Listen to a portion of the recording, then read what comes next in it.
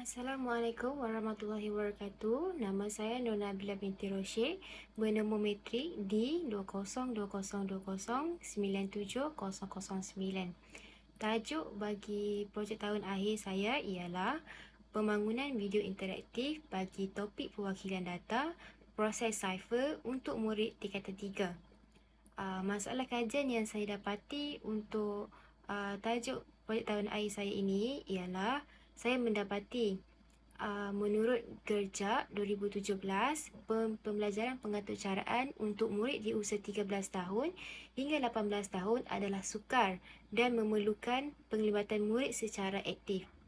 Yang kedua, pemikiran kebat dan kemahiran menyelesaikan masalah adalah satu keperluan pengaturcaraan komputer. Namun, penguasaan kedua-dua elemen ini adalah cabaran kepada murid menurut Yoki 2016.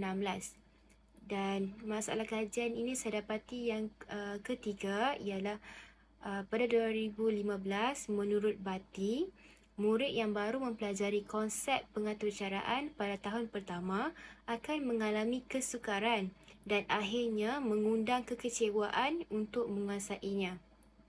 Okey, bagi objektif kajian saya pula ialah objektif pertama bagi kajian saya ialah mengenal pasti keperluan untuk membangunkan video interaktif bagi topik proses cipher dalam subjek asas sains komputer tingkatan 3.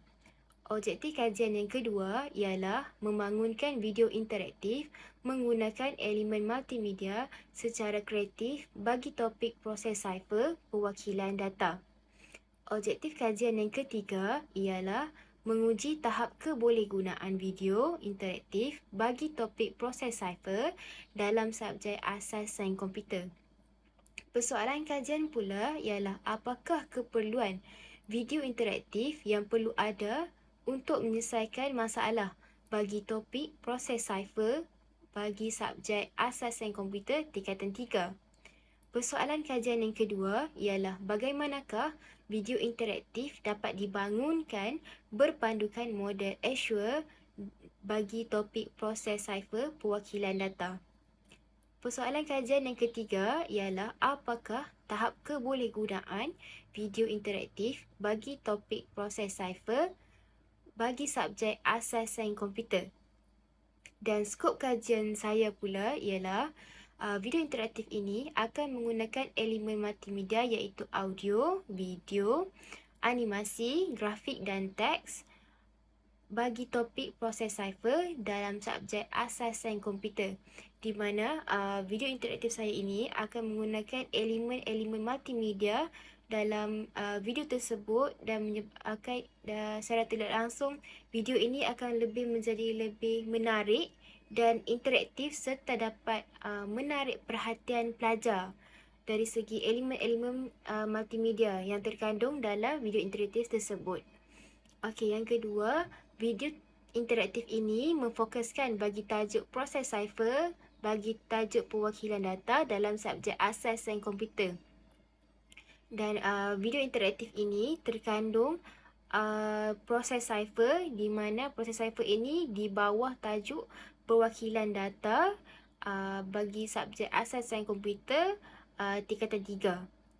Seterusnya, kajian video interaktif ini dijalankan terhadap pelajar tingkatan 3 yang mengambil subjek asas sains komputer. Seperti sedia maklum, subjek asas sains komputer ini dipelajari seawal tingkatan 1 sehingga tingkatan 3 didedahkan kepada pelajar. Jadi, skop kajian bagi kajian ini dikhususkan untuk pelajar tingkatan 3 dan tajuk proses cipher. Bagi tajuk kedua iaitu perwakilan data. Okey, seterusnya suratan literature. Suratan literature di sini bermula dengan pengenalan iaitu mengenai video interaktif. Apakah penggunaan elemen video untuk multimedia? Yang kedua, pembelajaran melalui video. Apakah elemen yang perlu dititikberatkan sebelum membina sesuatu video pembelajaran? Yang ketiga, penggunaan video terhadap penglibatan pelajar. Di sini saya akan mengenal pasti apakah kesan penggunaan video interaktif bagi sesi pengajaran dan pembelajaran. Yang terakhir, model pembangunan bagi video interaktif. Di sini saya akan mengenal pasti aplikasi model Azure dalam pembangunan video interaktif.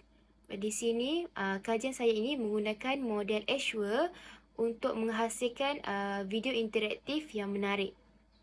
Okey, seterusnya metodologi kajian. Metodologi kajian ialah saya mengadakan suatu sesi temu bual bersama 3 orang guru yang mengajar subjek asas dan komputer. 3 orang guru ini akan memberikan respon terhadap video interaktif yang akan saya jalankan ini.